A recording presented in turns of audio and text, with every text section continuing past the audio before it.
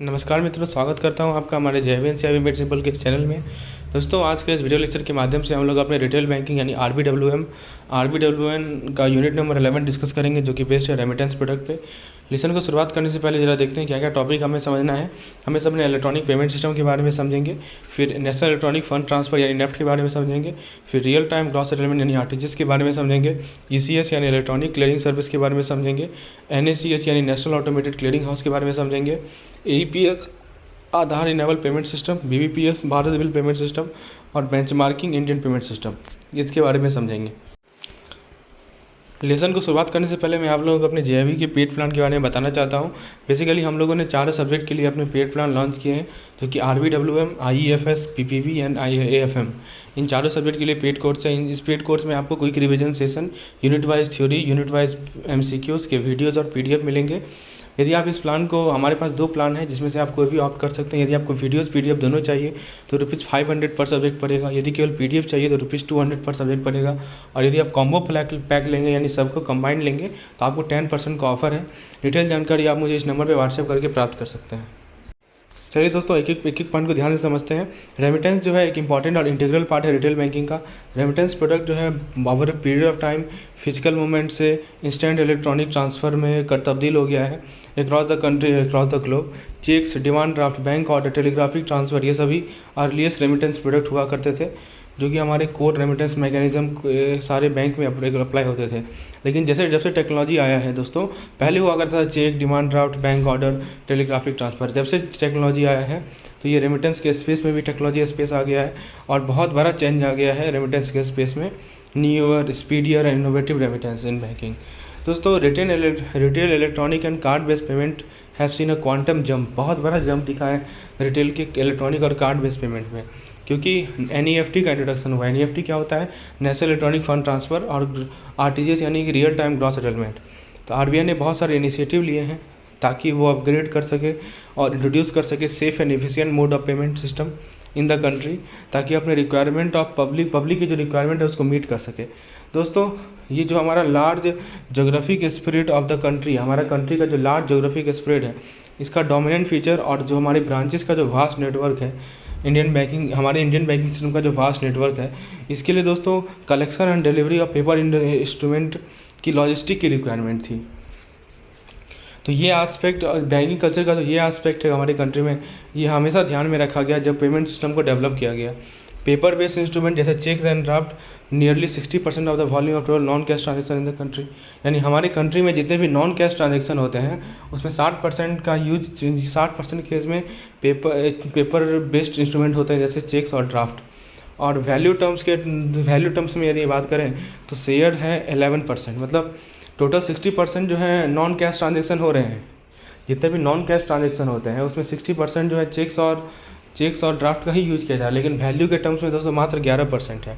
तो शेयर जो है हमेशा घटता जा रहा है पीरियड ऑफ टाइम, और इलेक्ट्रॉनिक मोड जो है पॉपुलैरिटी गेन कर रहा है। इलेक्ट्रॉनिक मोड भी नॉन कैश ट्रांजेक्शन है, लेकिन नॉन कैश ट्रांजेक्शन में ऑल्दो 40% से भी कम है इसका वॉल्यूम, लेकिन यदि वैल्यू के टर्म में बात करें तो बहुत ज़्यादा वैल्यू है। तो ये जो शेयर है नॉन कैश ट्रांजेक्शन में चेक्स और डिमांड ड्राफ्ट का, वो धीरे धीरे घटता जा रहा है। क्यों ऐसा हो रहा है? क्योंकि RBI का ये एफर्ट है कि वो इलेक्ट्रॉनिक पेमेंट को क्या कर रही है, पॉपुलराइज कर रही है in preference to cash and cheque. Cash and cheque के रिस्पेक्ट में RBI क्या करती है कि पॉपुलर बनाती है किसे, इलेक्ट्रॉनिक पेमेंट को। RBI बहुत सारा इनिशिएटिव लिया मिड-80s में और अर्ली 90s में, जो कि टेक्नोलॉजी बेस्ड सॉल्यूशन पे फोकस था, ताकि इंप्रूव कर सके पेमेंट और सेटलमेंट सिस्टम के इंफ्रास्ट्रक्चर को, coupled with introduction of new payment policy products. तो कुछ नए पेमेंट प्रोडक्ट को लाया गया था, ठीक है। कैसे लाया गया? तो जो टेक्नोलॉजी का एडवांसमेंट हो रहा था बैंक में, उसका हेल्प लिया गया। तो दोस्तों, चेक्स के वॉल्यूम में लगातार इंक्रीज हुआ, ठीक है। ये किस पे प्रेशर डाला? ये प्रेशर डाला एग्जिस्टिंग सेटअप पे, राइट। चेक का जो वॉल्यूम था वो लगातार बढ़ रहा था, इसके ये प्रेशर डाला एग्जिस्टिंग सेटअप पे, इसीलिए कॉस्ट इफेक्टिव अल्टरनेटिव सिस्टम को लाया गया।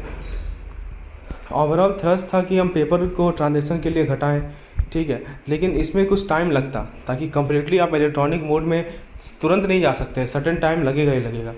तो इंटेंशन ये था कि पेपर का मूवमेंट को रिड्यूस किया जाए लोकल और off station clearance of cheque के लिए। तो रेमिटेंस प्रोडक्ट कौन से होते हैं? सबसे most traditional form of remittance जो होते हैं वो जो कि बैंक यूज़ करती है लोकल पेमेंट और फंड ऑर्केस्ट्रेशन का, वो एक बैंकर्स चेक है। बैंकर्स चेक क्या होता है दोस्तों? बैंकर्स चेक इशू किया जाता है local payment on the behalf of customer. Customer के बिहाफ में लोकल पेमेंट के लिए बैंकर्स चेक इशू किया जाता है। जितने भी लोकल पेमेंट होते हैं ब्रांचेस के द्वारा, वो या तो बैंकर चेक के माध्यम से होते हैं। मान लीजिए कि स्टेशनरी परचेज करना है, फर्नीचर परचेज करना है, सन्ड्री आर्टिकल्स हैं, टेलेक्स है, टेलीफोन, इलेक्ट्रिसिटी बिल, या आपको बैंक बैलेंस का रिपेमेंट करना है किसी डिसीज्ड के अकाउंट में, payment to other local bank, तो वो किसके माध्यम से होता है? बैंकर्स चेक के माध्यम से होता है। दूसरा है डिमांड ड्राफ्ट। बैंक ड्राफ्ट एक नेगोशिएबल इंस्ट्रूमेंट है जो कि एक ब्रांच ड्रॉ करती है दूसरे के लिए। इंस्ट्रक्शन ये देती है कि आप एक सर्टेन सम ऑफ मनी जो है दूसरे को दे देंगे। तो ये जो बैंक ड्राफ्ट होता है ये एक बिल ऑफ एक्सचेंज है, लेकिन ये कैश नहीं है, ये नॉट ए चेक, ये चेक नहीं है दोस्तों, ये बिल ऑफ एक्सचेंज है, नेगोशिएबल इंस्ट्रूमेंट है, लेकिन ये चेक नहीं है। तो दोस्तों बहुत सारी प्रोटेक्शंस अवेलेबल्स हैं कलेक्टिंग बैंक को अंडर नेगोशिएबल इंस्ट्रूमेंट एक्ट 1881।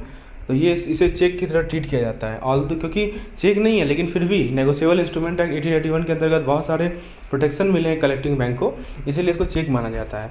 तो बैंक जो है demand draft can not make its demand draft payable to bearer.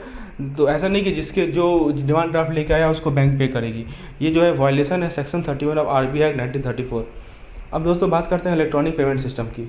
तो कंप्यूटराइजेशन जैसे आया है भारत में, तो बैंक्स ने भी rapidly first decade of century में रैपिडली टेक्नोलॉजी को पिकअप किया है। और दोस्तों दो सेट्स ऑफ एक्सेस क्राइटेरिया है इस बैंक्स के लिए। पहला है सेंट्रलाइज पेमेंट सिस्टम, CPC कहते हैं। CPC के अंदर RTGS, NEFT और दोस्तों NECS क्या होता है? National electronic clearing service. तो ये सभी को एलिजिबल किया गया है लाइसेंस बैंक के लिए। और एक होता है हमारा सेंट्रलाइज पेमेंट सिस्टम, जिसको CPC कहते हैं, और दूसरा होता है डिसेंट्रलाइज पेमेंट सिस्टम, जिसके अंदर दोस्तों क्लियरिंग हाउसेज आते हैं MICR सेंटर पे। इसके अंदर आपका CTS क्या होता है? चेक ट्रंकेशन सिस्टम, और ECS इलेक्ट्रॉनिक क्लियरिंग सर्विस। ये सभी सारे लाइसेंस्ड बैंक के लिए एलिजिबल हैं। तो मैंने क्या बताया दोस्तों, एक होता है centralise payment system. Centralise payment system के अंदर RTGS, NEFT और NECS आते हैं, ताकि वो लाइसेंस्ड बैंक को हेल्प करती हैं। और दूसरा आता है दोस्तों DPS, जिसके अंदर आपका clearing house at MICR centre, जो हमारा MICR सेंटर होते हैं वहाँ पे क्लियरिंग हाउसेज होते हैं, ठीक है, जिसके अंदर CTS भी आता है, इलेक्ट्रॉनिक क्लियरिंग सर्विस होता है, जो कि सारे लाइसेंस बैंक के लिए एलिजिबल होते हैं। तो दो तरह का सिस्टम मैंने आपको बताया, सेंट्रलाइज और एक डिसेंट्रलाइज। अब दोस्तों मैं बात करता हूँ पेमेंट एंड सेटलमेंट एक्ट 2007 की। तो ये जो एक्ट लाया गया था 2007 में, ताकि रेगुलेशन एंड सुपरविजन दे सकें किसे? Payment system in India and to designate the Reserve Bank of India as authority. तो दोस्तों ये क्यों लाया गया था ये एक्ट 2007 में? ताकि जो भी हमारे पेमेंट सिस्टम है भारत में उसका कोई रेगुलेट कर सके, राइट, उसको एक एक्ट के अंदर रेगुलेट किया गया, सुपरवाइज कर सके। और RBI को डेजिग्नेट किया गया एज अथॉरिटी, जो कि इस पेमेंट सिस्टम को फर्दर स्ट्रेंथन करे। उसके बाद NPCI को सेटअप किया गया, national payment corporation of India, एक अम्ब्रेला ऑर्गेनाइजेशन है जितने भी रिटेल पेमेंट होते हैं उसको ऑपरेट करने का, ठीक है। तो ये एक RBI का इनिशिएटिव था और IBA का इनिशिएटिव था under the provision of payment settlement 2007। तो NPCI को इस्टेब्लिश किया गया। उसके बाद दोस्तों नेफ्ट की बात करते हैं। नेफ्ट क्या होता है? National electronic fund transfer. RBI Bharat reserve Bank of India ने इंट्रोड्यूस किया था इलेक्ट्रॉनिक फंड ट्रांसफ़र, जिसे कहते हैं NEFT। इसका ऑब्जेक्टिव क्या था? इसका ऑब्जेक्टिव था कि एक इलेक्ट्रॉनिक फंड ट्रांसफ़र सिस्टम को इस्टेब्लिश किया जाए, जो कि एक एफिशिएंट, सिक्योर, इकोनॉमिकल, रिलायबल और expeditious system of fund transfer के रूप में काम आएगा। दोस्तों इसका दूसरा ऑब्जेक्टिव ये था कि जो हमारे existing paper based fund transfer थे, जो उस पर लोड थे, जो उस पर स्ट्रेस थे, उसको रिलीव किया जाए। तो दो ऑब्जेक्टिव के साथ NEFT को इंट्रोड्यूस किया गया था। NEFT का सिस्टम की बात करें तो NEFT एक नेशनल वाइड पेमेंट सिस्टम है, जिसमें 1-to-1 फंड ट्रांसफ़र होता है। तो ठीक है, तो NEFT में 1-to-1 फंड ट्रांसफ़र होता है। इस स्कीम के अंदर का जो भी इंडिविजुअल्स हैं, फर्म्स हैं, कॉर्पोरेट हैं, वो इलेक्ट्रॉनिकली ट्रांसफ़र कर सकते हैं फंड को किसी एक बैंक से, किसी एक बैंक के ब्रांच से किसी इंडिविजुअल को, किसी फर्म को, किसी कॉर्पोरेट को, जिसके पास एक अकाउंट होगा with any other bank branch. तो देखिए, मतलब आप जो है किसी दूसरे, मान लीजिए कि आप जिसको पैसा भेजना चाहते हैं उसका अकाउंट किसी और ब्रांच में भी हो, किसी और बैंक में भी हो, तो भी आप नेफ्ट से पैसा उससे भेज सकते हैं। नेफ्ट DNS पे काम करता है। DNS क्या होता है? Deferred net settlement. ये एक ऐसा सेटलमेंट सर्विसेज होता है जो कि ट्रांजेक्शन को बैचेज में सेटल करता है। याद रखिएगा, बहुत इंपॉर्टेंट है। DNS का फुल फॉर्म याद रखिए, क्या होता है? Deferred net settlement. नेफ्ट किस पे काम करता है? तो DNS पे काम करता है। DNS में क्या होता है दोस्तों? ट्रांजेक्शन को बैचेज में सेटल किया जाता है। Transaction are settle in batches, please remember.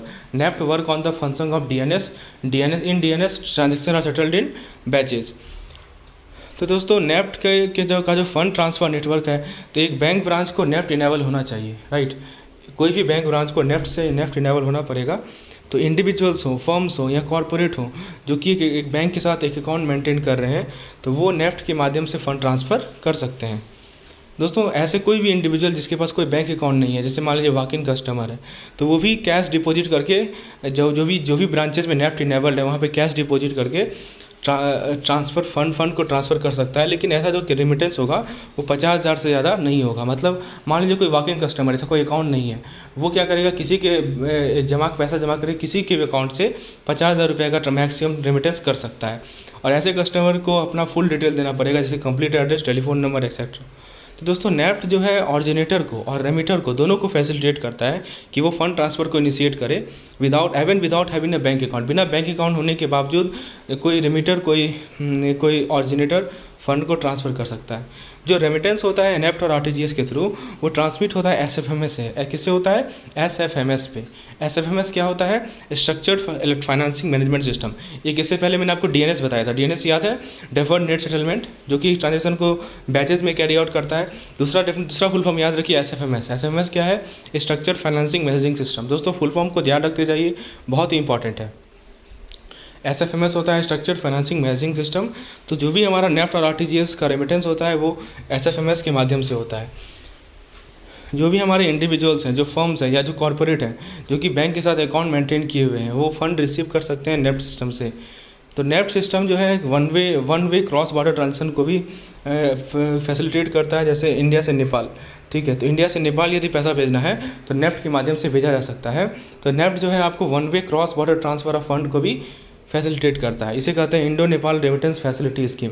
याद रखिएगा, इंडिया से नेपाल भी आप पैसा भेज सकते हैं यूजिंग नेफ्ट। वन वे है दोस्तों, ठीक है, लेकिन कोई लिमिट नहीं है, मिनिमम या maximum the amount of fund that could be transfer using NEFT. तो नेफ्ट से आप कितना पैसा भेज सकते हैं, इसमें कोई मैक्सिमम लिमिट और मिनिमम लिमिट नहीं है। लेकिन दोस्तों आपको एक लिमिट है कि यदि आप Indo Nepal remittance facility scheme के अंतर्गत यदि आप cash based transaction, cash based remittance India में कर रहे हैं, मैंने आपको बताया आपके पास अकाउंट नहीं है, कैश बेस्ड रेमिटेंस कर रहे हैं, तो 50,000 लिमिट है। और यदि आप इंडो नेपाल रेमिटेंस स्कीम के अंदर करें तो भी 50,000 लिमिट है। ठीक है, तो दो केस में लिमिट डाला गया है। एक तो ये आप कैश बेस्ड रेमिटेंस कर रहे हैं तब, और दूसरा आप यदि नेपाल भेज रहे हैं पैसा तो 50,000 से ज़्यादा नहीं भेज सकते हैं। ठीक है, नेफ्ट जो दोस्तों क्या क्या एडवांटेज लेता है? नेफ्ट एडवांटेज लेता है सीबीएस का। सीबीएस क्या होता है? Core banking system. तो दोस्तों जो फंड का सेटलमेंट होता है वो ऑरिजिनेटिंग और रिसीविंग बैंक के बीच में होता है। वो सेंट्रली होता है मुंबई में, जहाँ पे जो ब्रांचेज हैं वो पार्टिसिपेट कर रहे होते हैं नेफ्ट में, वो कहीं से भी लॉकेट किया जा सकते हैं। तो मैं आपको समरी दे दूँ नेफ्ट का। Minimum amount no limit, maximum amount no limit, total number of half hourly batch 48। ये पूछा जाएगा दोस्तों, नेफ्ट का मिनिमम अमाउंट कितना है? कोई लिमिट नहीं है। मैक्सिमम अमाउंट कितना है? कोई लिमिट नहीं है। नेफ्ट बैचेस में होता है, तो कितने हाफ आवरली बैच होते हैं? तो 48 हाफ आवरली बैच होते हैं। पहला बैच कब शुरू होता है? पहला बैच 12:30 बजे शुरू होता है। लास्ट बैच कब खत्म होता है? रात के 12 बजे खत्म होता है। ठीक है, ये सब पॉइंट को ध्यान रखिए, बहुत इंपॉर्टेंट है। तो जो इंपॉर्टेंट पॉइंट है आप देख सकते हैं, मैंने इस पार्टिकुलर पीडीएफ में हाईलाइट करके रखे हैं। आपको भी इस तरह के पीडीएफ चाहिए तो प्लीज़ व्हाट्सएप में ऑन दिस नंबर, और मैं इस पर एमसीक्यूज़ भी करवाऊंगा जो कि पेड मेंबर को अवेलेबल होगा। दोस्तों ये था नेफ्ट के बारे में जानकारी। तो जो चार्जेस हैं ज़रा उसकी बात कर लेते हैं। जो चार्जेस हैं जो कि नेफ्ट के कस्टमर हैं उनको उससे चार्जेस लिए जाते हैं। तो वो देखिए, यदि मान लीजिए इनवर्ट ट्रांजेक्शन है डेस्टिनेशन ब्रांच पे, तो वो क्रेडिट हो जाएगा बेनिफिशियरी के अकाउंट में, तो फ्री है। बेनिफिशियरी पे कोई चार्ज नहीं लगेगा, जो लाभार्थी है उसको कोई चार्ज नहीं लगेगा। यदि आउटवर्ड ट्रांजेक्शन है ऑरिजिनेटिंग बैंक ब्रांच में, मतलब इनवर्ड आउटवर्ड समझ रहे हैं कि पैसा आ रहा है तो आप पे थोड़ी कटेगा पैसा। जो आउटवर्ड ट्रांजेक्शन है वहाँ लगता है। देखिए वहाँ क्या है, ये 10,000 तक का ट्रांजेक्शन है तो अप टू 2.50 प्लस जीएसटी, यानी 2.5 रुपया और प्लस जीएसटी। यदि आपका 10,000 से 1 लाख का ट्रांजेक्शन है तो 5 रुपया पर प्लस जीएसटी। 1 लाख से 2 लाख का है तो 15 रुपया प्लस जीएसटी, और 2 लाख से ऊपर है तो 25 रुपया प्लस जीएसटी। तो ये ट्रांजेक्शन चार्जेस है, आपके बुक से मैंने कलेक्ट किया है। ये इसको आप ध्यान रख सकते हैं, पूछा जा सकता है। और ये आप डेली आप नेफ्ट करते ही हैं अपने ब्रांचेज में, तो आपको पता ही होगा। I think this thing you are familiar with. दोस्तों जो ऑरिजिनेटिंग बैंक है उनको एक नॉमिनल चार्ज देना पड़ता है 25 पैसा ईच पर transaction to the clearing house. तो क्लियरिंग हाउस को 25 पैसा देती है ऑरिजिनेटिंग बैंक पर ट्रांजेक्शन, और डेस्टिनेशन बैंक को भी, ठीक है, 25 पैसा सर्विस चार्ज। तो ऑरिजिनेटिंग बैंक जहाँ से नेफ्ट ऑरिजिनेट हो रहा है वो 25 पैसा किसे देती है? क्लियरिंग हाउस को देती है। और 25 पैसा किसे देती है? सर्विस बैंक को देती है, सर्विस चार्ज के रूप में डेस्टिनेशन बैंक को। ठीक है, तो ये सब पॉइंट का आपको ध्यान रखना है। अब दोस्तों ये सभी चार्जेस जो हैं वो कस्टमर्स क्या करती है, can not be pass to the customer by the bank, तो इसीलिए नेफ्ट का चार्जेस रखा गया है। अब बात करते हैं नेफ्ट के ट्रांजैक्शन सेटलमेंट टाइम में। तो जो ट्रांजैक्शन है नेफ्ट का उसे B+2 टाइमिंग में आप सेटल कर सकते हैं।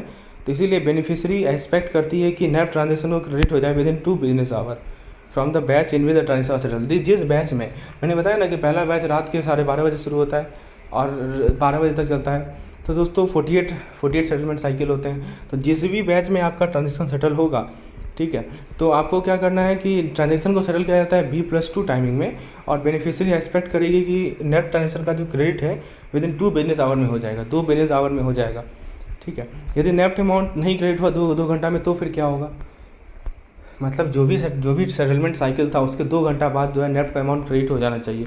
यदि 2 घंटा में क्रेडिट नहीं हुआ तो if it not possible to afford credit to account beneficiary for whatever reason, जो डेस्टिनेशन ब्रांच है उनको रिक्वायर है कि वो ट्रांजेक्शन को रिटर्न कर दे ऑरिजिनेटिंग ब्रांच को within 2 hour of completion of the batch.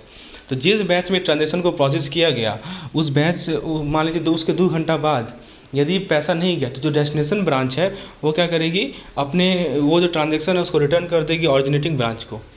और यदि नेफ्ट अमाउंट सक्सेसफुली क्रेडिट हो गया तो successful credit to the beneficiary account, the bank which has originated the transaction is expected to send a confirmation to the originating customer. यानी जो branch ने जिस branch से ऑरिजिनेट किया गया नेफ्ट, वो ब्रांच अपने कस्टमर को एक मैसेज देगी, ठीक है, या SMS के माध्यम से या ईमेल के माध्यम से, कि एडवाइस करेगी कि क्रेडिट हो चुका है, और उसमें date and time of credit भी बताएगी। तो ये देखिए सब कंडीशन दिखे गए हैं। तो इस पर्पज़ के लिए रेमिटर को जो है अपना मोबाइल नंबर या ईमेल आईडी ब्रांच को देना पड़ता है जब वो ट्रांजैक्शन को ऑरिजिनेट कर रहा होता है। अब यदि नेफ्ट ट्रांजैक्शन की ट्रैकिंग की बात करें तो जो रेमिटर है वो ट्रैक कर सकता है नेफ्ट ट्रांजैक्शन को ऑरिजिनेटिंग ब्रांच के माध्यम से या CFC के माध्यम से। CFC क्या होता है, कस्टमर फैसिलिटेशन सेंटर। ये दोस्तों ऑरिजिनेटिंग ब्रांच के सेंटर्स होते हैं जिसके माध्यम से जो रेमिट कर रहा है वो पता कर सकता है क्या स्टेटस है। इसके लिए दोस्तों UTR नंबर का हेल्प लिया जाता है। UTR क्या होता है, यूनिक ट्रांजैक्शन रेफरेंस। ये दोस्तों ये जब इनिशिएट होता है फंड ट्रांसफ़र तब ये UTR नंबर बनता है। नेफ्ट का UTR 16 अंक का होता है, RTGS का UTR 22 अंक का होता है। दोस्तों यदि नेफ्ट की बात करें तो नेफ्ट का प्रोसेस फ्लो है the parties to the fund transfer under NEFT system. देखिए कौन कौन से पार्टीज़ हैं नेफ्ट प्रोसेस फ्लो में।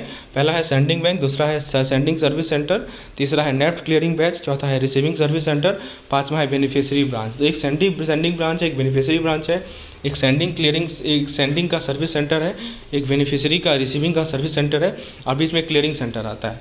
तो दोस्तों स्टेप समझिए। स्टेप क्या होता है कि जो भी इंडिविजुअल, जो भी फर्म, जो भी कॉर्पोरेट जिससे पैसा ट्रांसफ़र ऑफ फंड ऑरिजिनेट करना है, वो एक एप्लीकेशन फॉर्म फिल करती है जिसमें सारा डिटेल देती है, बेनिफिशियरी का डिटेल देती है, जैसे नाम, जैसे देती है बेनिफिशियरी का नाम क्या है, बेनिफिशियरी के बैंक के ब्रांच का क्या नाम है, यहाँ पे बेनिफिशियरी का अकाउंट है, IFSC क्या है बेनिफिशियरी ब्रांच का, अकाउंट टाइप क्या है और अकाउंट नंबर क्या है, ठीक है, ये सभी डाटा फॉर्म में भरती है। फिर एप्लीकेशन फॉर्म जो है ऑरिजिनेटिंग बैंक ब्रांच को अवेलेबल होता है, राइट। जो रेमिटर है, जो ट्रांसफ़र कर रहा है, वो ऑथराइज़ करेगा अपने बैंक ब्रांच को कि इसके अकाउंट को डेबिट कर दें, और जो भी अमाउंट है उस बेनिफिशियरी को क्या कर दें, क्रेडिट कर दें, ठीक है। रेमिटर ऑथराइज़ करता है साइन करके। उसके बाद दोस्तों कस्टमर जो नेट बैंकिंग फैसिलिटी को एंजॉय कर रहे हैं, वो जो नेट बैंकिंग फैसिलिटी को एंजॉय करते हैं वो फ़ंड ट्रांसफ़र रिक्वेस्ट ऑनलाइन भी कर सकते हैं। कुछ बैंक दोस्तों नेट फैसिलिटी ATM के माध्यम से भी करती है। जो वॉक-इन कस्टमर है उनको अपना कॉन्टैक्ट डिटेल देना पड़ेगा, कंप्लीट एड्रेस, टेलीफोन नंबर देना पड़ेगा ब्रांच को। इससे क्या होगा, ब्रांच पैसा रिफ़ंड कर सकेगी यदि मान लीजिए क्रेडिट नहीं हो पाया बेनिफिशियरी के बैंक अकाउंट में। ये पहला स्टेप है। स्टेप 2 क्या है कि जो ऑरिजिनेटिंग बैंक ब्रांच है वो मैसेज प्रिपेयर करती है और सेंड करती है मैसेज को अपने पूलिंग सेंटर में, जिसे नेफ्ट सर्विस सेंटर भी कहते हैं। तो मैसेज प्रिपेयर की ऑरिजिनेटिंग ब्रांच और उस मैसेज को कहाँ भेज दी, नेफ्ट सर्विस सेंटर में भेज दी, जैसे हम लोग पूलिंग सेंटर भी कहते हैं। तो मैसेज को क्रिएट करके, ठीक है, उसे पूलिंग सेंटर भेजा जाता है। पूलिंग सेंटर बोले आप, नेफ्ट सर्विस सेंटर बोले। स्टेप 3 क्या है, जो पूलिंग सेंटर है उस मैसेज को फॉरवर्ड करती है नेफ्ट क्लियरिंग सेंटर या नेशनल क्लियरिंग सेल, जो कि RBI मुंबई के द्वारा ऑपरेट किया जाता है। तो एक नेशनल क्लियरिंग सेल है दोस्तों जो कि RBI मुंबई ऑपरेट करती है। तो जो आपकी पूलिंग सेंटर है वो उस मैसेज को फॉरवर्ड कर देती है नेशनल क्लियरिंग सेल को, ठीक है, ताकि अगले बैच के लिए वो अवेलेबल रहे, राइट। स्टेप 4 में क्या है, जो क्लियरिंग सेंटर है जो कि आरबीआई मुंबई के द्वारा ऑपरेट होती है, नेशनल क्लियरिंग सेल, वो क्या करती है कि फंड ट्रांसफ़र के ट्रांजैक्शन को सॉर्ट करती है, डेस्टिनेशन देखती है, बैंक वाइज करती है, और एक अकाउंटिंग एंट्री करती है to receive fund from the originating bank and give the fund to the destination bank. देखिए, जो ऑरिजिनेटिंग बैंक है वहाँ से फंड रिसीव करेगी यानी डेबिट होगा, और जो डेस्टिनेशन बैंक है वहाँ क्रेडिट होगा। तो ये क्लियरिंग सेंटर का काम है कि वो सॉर्ट आउट करती है, क्या क्या सॉर्ट आउट करती है, ट्रांजेक्शन का डेस्टिनेशन क्या है, बैंक कौन सी है, ठीक है, और फिर अकाउंटिंग एंट्रीज प्रिपेयर करती है। तो उसके बाद bank wise remittance message forward किया जाता है डेस्टिनेशन बैंक को, ठीक है। जैसे इस पार्टिकुलर बैंक ऑफ बड़ौदा के लिए इतने इतने नेफ्ट हैं, ठीक है, उस बैचेस में, तो वो फॉरवर्ड करती है किसे, डेस्टिनेशन बैंक को, उनके पुलिंग सेंटर पे, जो डेस्टिनेशन बैंक का पुलिंग सेंटर है वहाँ पे, जिसे नेफ्ट सर्विस सेंटर कहते हैं। फिर जो डेस्टिनेशन बैंक है वो रिसीव करती है inward remittance message from the clearing centre, जो क्लियरिंग सेंटर है उससे मैसेज वो रिसीव की कौन, डेस्टिनेशन बैंक, और फिर उसे क्रेडिट कर देती है बेनिफिशियरी कस्टमर के अकाउंट में। तो ये प्रोसेस होता है दोस्तों। नेफ्ट के थ्रू आप एनआरई या एनआरओ अकाउंट को भी ट्रांसफ़र कर सकते हैं फंड को, लेकिन दोस्तों इसमें नियम है कि एडहेरेंस ऑफ द जो हमारा फॉरेन एक्सचेंज मैनेजमेंट एक्ट है और वायर ट्रांसफ़र गाइडलाइन है उसको आपको एडहेयर करना पड़ेगा। जो भी पार्टिसिपेटिंग बैंक हैं और जो हमारे एडमिटेड इंस्टीट्यूशन है वो एक नेफ्ट क्लियरिंग सेंटर बनाएंगे मुंबई में, एक सेटलमेंट अकाउंट होता है ताकि आप पेमेंट ऑब्लिगेशन को सेटल कर सकें। यानी सभी बैंकों का अपना एक नेफ्ट एक अकाउंट रहेगा, कहाँ पे, नेफ्ट क्लियरिंग सेंटर मुंबई में, ठीक है। एक सेटलमेंट अकाउंट होता है ताकि पेमेंट का सेटलमेंट हो सके। जो भी हमारा नेफ्ट सिस्टम से ट्रांसफ़र एग्जीक्यूट होता है, सभी बैंकों का अपना एक अकाउंट होता है दोस्तों, जिसे कहते हैं, कहाँ ओपन होता है, नेफ्ट क्लियरिंग सेंटर में होता है।